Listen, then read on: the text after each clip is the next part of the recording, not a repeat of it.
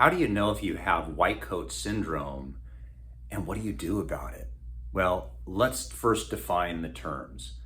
White coat syndrome is a situation where when you go to the doctor's office, your blood pressure is a lot higher than when it is at home. This is a major problem because what ends up happening is the doctor very often thinks you have high blood pressure and will try to give you medications to lower said blood pressure, not knowing that your blood pressure is normal at home. The trouble with this is that if you take high blood pressure medication and you really don't have high blood pressure, the blood pressure is only high because you're nervous at the doctor's office, then what ends up happening is that medication may have significant side effects. So it takes a person with normal blood pressure, lowers it significantly to a level where it's beyond comprehension how low it can go, and you start getting dizzy, brain fog, you might fall. This is a major problem because if a person is given medication and they're older and frail and they fall down, they could break a hip. This is bad. This is really bad. So what is the solution?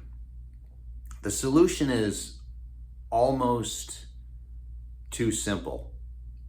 The first is to recognize that you have it, which many people don't. Solution number one is check your blood pressure at home and bring your blood pressure machine to your doctor's office. What this does is most blood pressure machines will have a memory, and you can show the doctor all the blood pressure measurements that you've had in the past at home. That's the first thing you can do.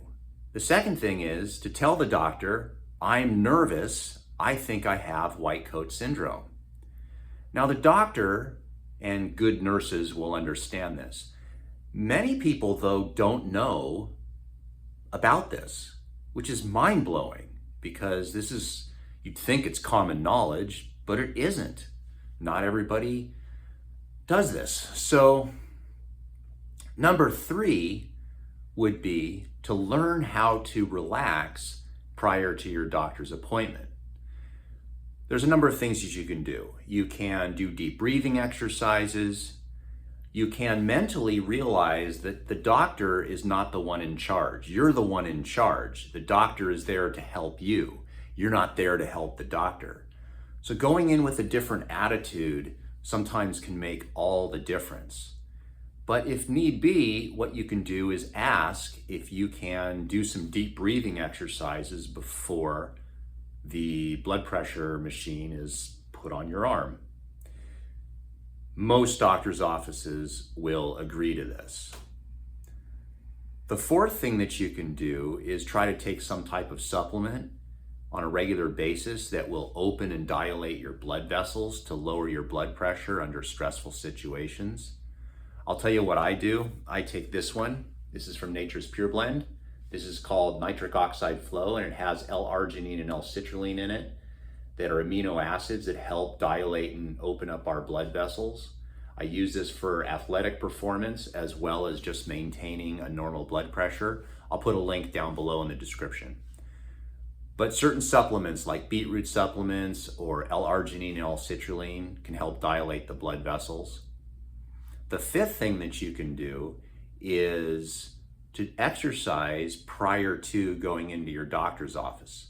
Now, make sure and take a shower before you go to the doctor's office.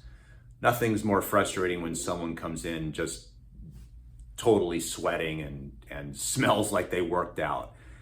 Make sure and take a shower.